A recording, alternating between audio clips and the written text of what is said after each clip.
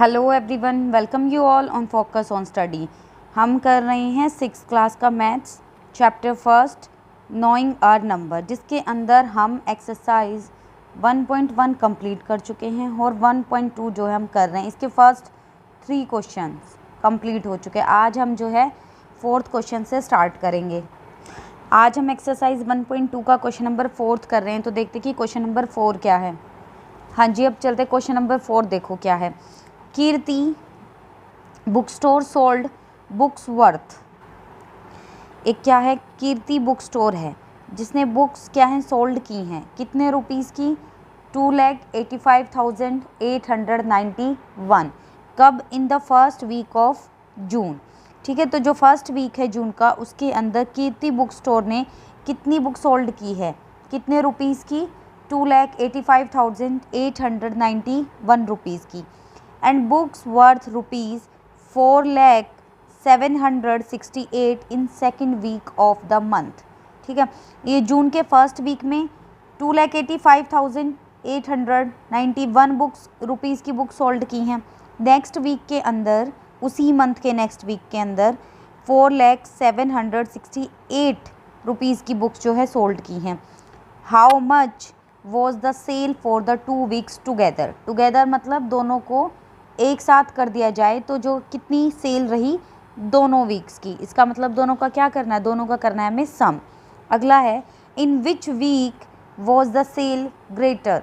कौन से वीक में सेल ज़्यादा थी, एंड बाय हाउ मच, और कितनी ज़्यादा थी। ठीक है, क्वेश्चन समझ आ गया हमें कि पहले तो हमें ये बताना है कि दोनों वीक्स की टोटल सेल कितनी थी, और अगर फिर सेकंड पार्ट में क्या बताना है कि कौन से वीक की सेल ज़्यादा थी और वो कितनी ज़्यादा थी। चलो, तो अब हम इसे करते हैं सॉल्व। सबसे पहले क्या लिखेंगे, price of books sold in June first week कितने रुपीज़ रही है, वो रही है आपकी 2,85,891। ठीक है, सेम ऐसे ही क्या रखेंगे, price of books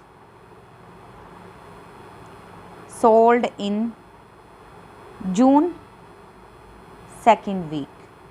second week के अंदर कितनी रही है, रुपीज़ 4,0768। ठीक है, अब हमें क्या बताना है कि टोटल जो है कितनी रही है दोनों वीक्स में एक साथ कितनी रही है। तो लिखेंगे बुक्स सोल्ड इन बोथ वीक्स टुगेदर। तो जब बात हो रही है टुगेदर की, टुगेदर तो हमें क्या करना है, हमें करना है इन दोनों का सम। जब बात हो रही है टुगेदर की तो दोनों का क्या करना है, सम।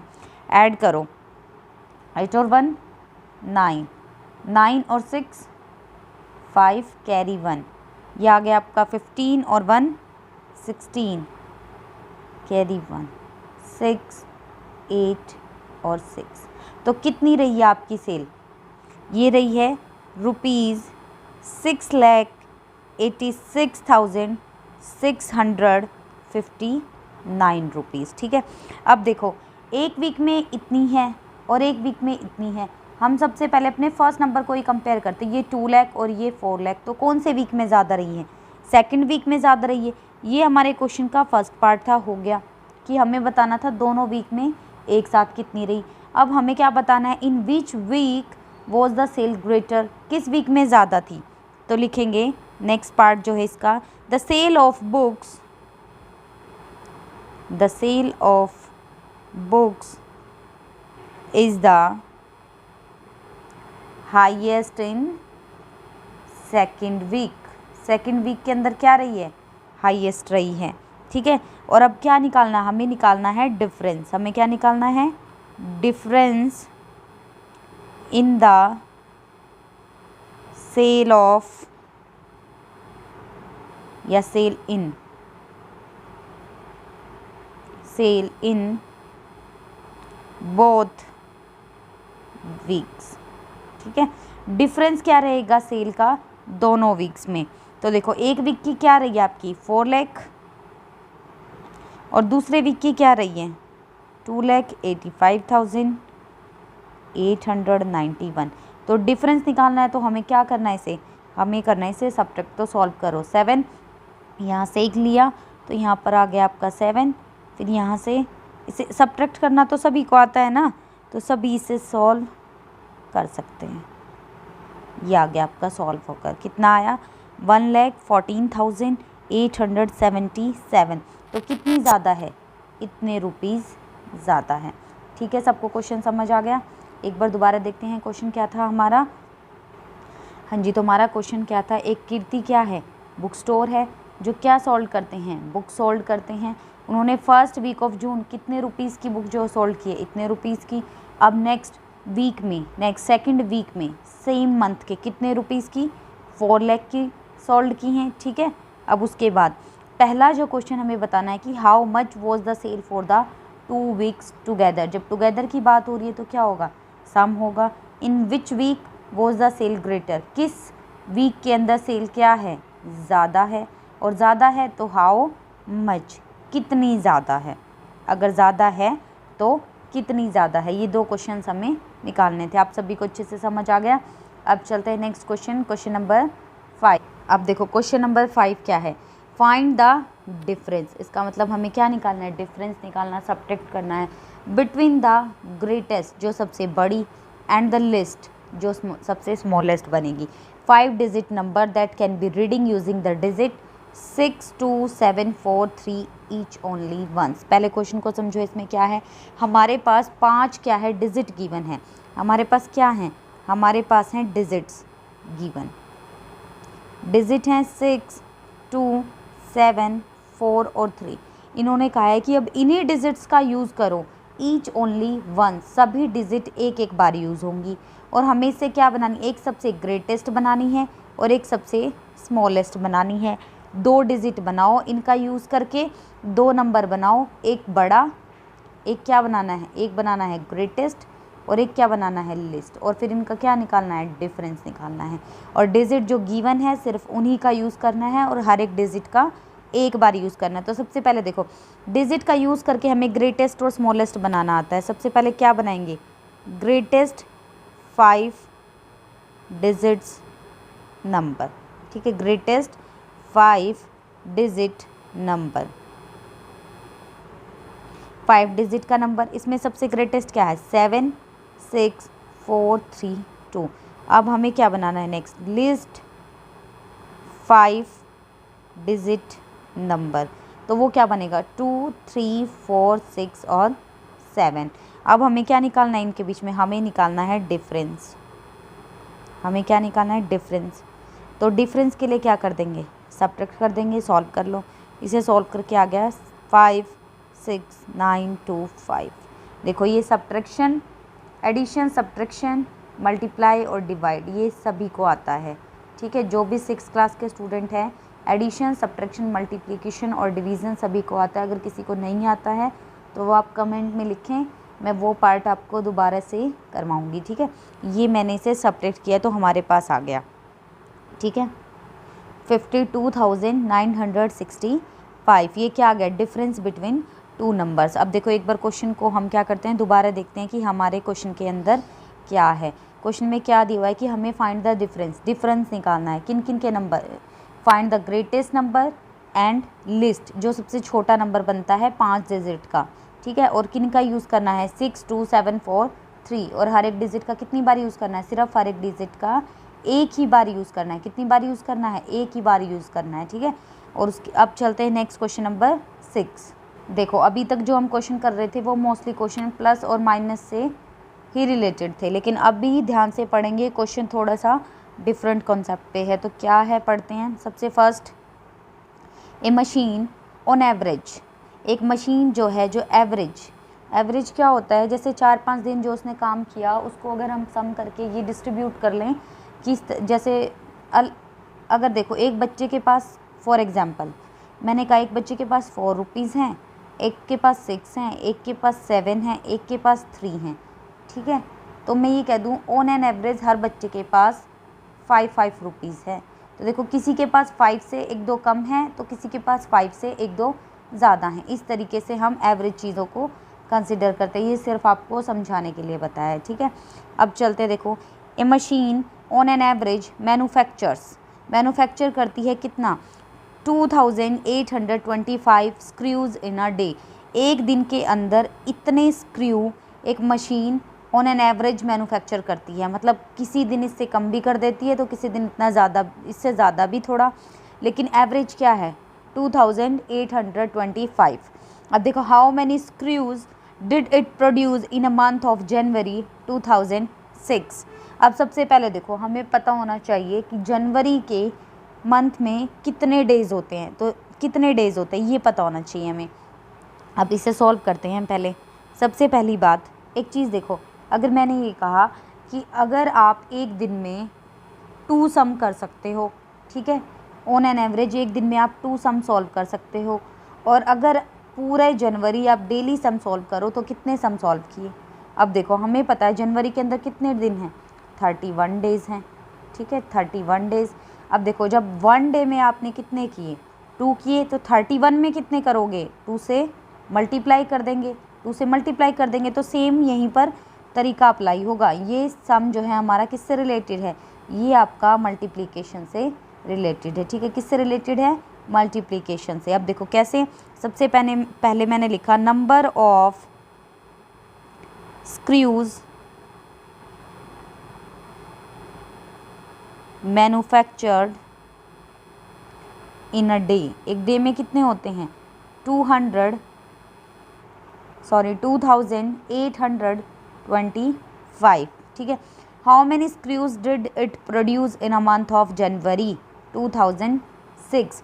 तो देखो लिखेंगे जनवरी में कितने डेज़ होते हैं, लिखेंगे डेज़ इन जनवरी, तो कितने होते हैं 31 डेज़। कितने डेज़ होते हैं, 31 डेज़ होते हैं। अब देखो, अब लिखेंगे नंबर ऑफ स्क्रूज़ मैन्युफैक्चर्ड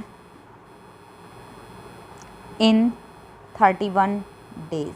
अब देखो 1 डे में कितना है 2825, तो 31 डेज़ में कितना होगा, 31 से इसे मल्टीप्लाई कर दो, सबको मल्टीप्लाई करना आता है, 5282, ठीक है। अब 3 से करो, 15 कैरी 1, 3 2 ज़ा 6 और 1 7, 3 8 ज़ा 24, 3 2 ज़ा 6, 6 और 2 8। अब इन दोनों को सम करो, 5 7 5 कैरी 1 7 और 8, तो आपका कितना आया 87,575 स्क्रूज़, ठीक है। तो लिखेंगे मशीन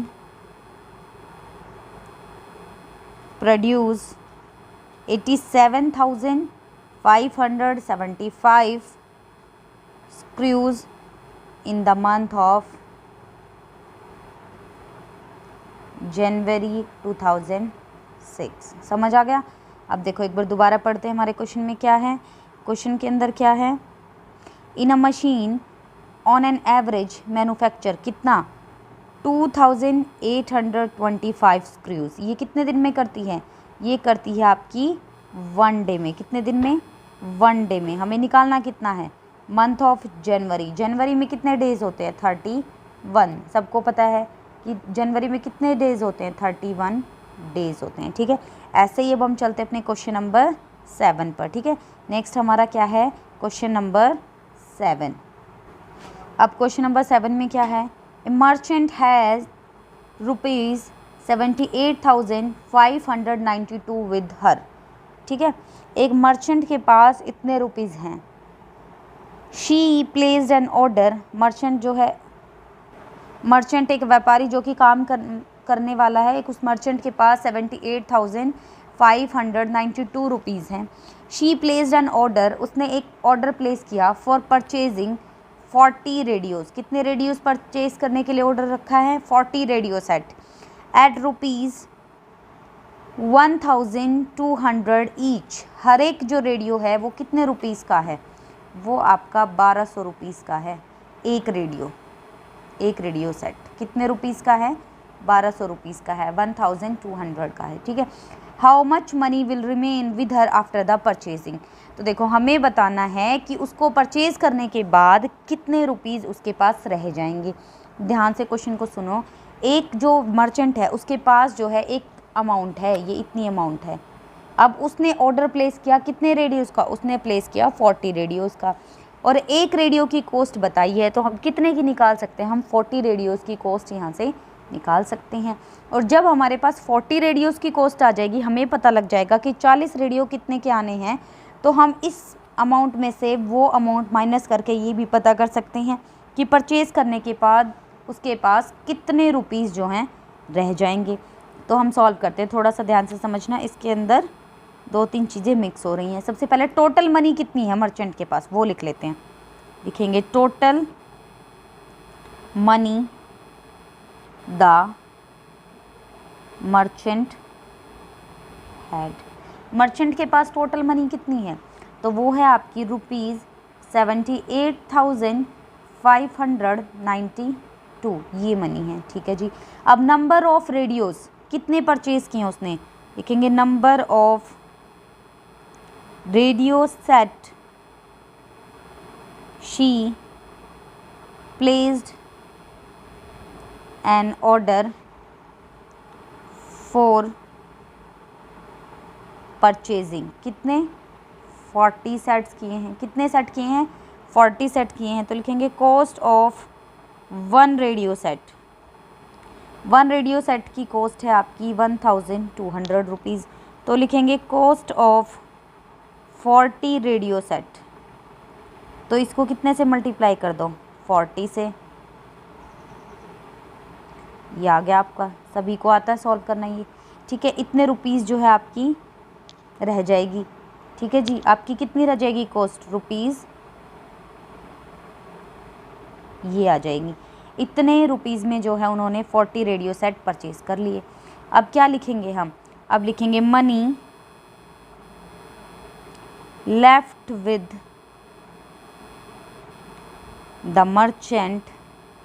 देखो उसके पास कितने रुपीज़ थे, 78,592। रेडियोज़ कितने के लिए हैं, ये लिए हैं आपके 48,000 के, ठीक है। अब हमारे पास कितने रुपीज़ रह गए, देखो रुपीज़ के लिए आप ये सिंबल लगाओ तो ज़्यादा बेटर है। आपकी बुक में ऐसे ये सिंबल दिया हुआ है तो यही आप यूज़ कर रहे हो, लेकिन आप ये भी लगा सकते हो, कोई प्रॉब्लम नहीं है, ठीक है। अब देखो इसे सॉल्व कर लो। वैसे अब यही प्रेजेंट में इसे ही यूज़ करते हैं। चुप रहिए, इसे सॉल्व कर लो। अब सॉल्व करने के बाद क्या आएगा, 2, 9, 5, 0 और 3, तो क्या आ गया 30,592, ठीक है। कितनी मनी जो है लेफ्ट रह गई मर्चेंट के पास, तो ये मनी आपकी मर्चेंट के पास रह गई। कितना समझ आ गया। आज हमने जो किया है अपना, हमने किया है क्वेश्चन नंबर 4, 5 और 6, 7, ठीक है। ये 4 क्वेश्चन आज हमने किए हैं। आप इन्हें अच्छे से रिवाइज़ करें, और अगर कोई इसके अंदर जो इम्पोर्टेंट टॉपिक है अभी तक सबसे, वो इंडियन और इंटरनेशनल सिस्टम है, जो मैंने आपको काफ़ी अच्छे से बताया है, उसे बार बार रिवाइज़ करें जब तक आपको अच्छे से नहीं आ जाता, ठीक है। आज हमने किया क्वेश्चन नंबर 4, 5, 6, 7, इन्हें रिवाइज़ करें। किसी को कोई प्रॉब्लम आती है तो कमेंट सेक्शन में लिखें। थैंक यू एवरीवन, मिलते हैं नेक्स्ट क्लास में। अगर आपको कंटेंट पसंद आता है तो लाइक करें, शेयर करें और सब्सक्राइब करें। Thank you.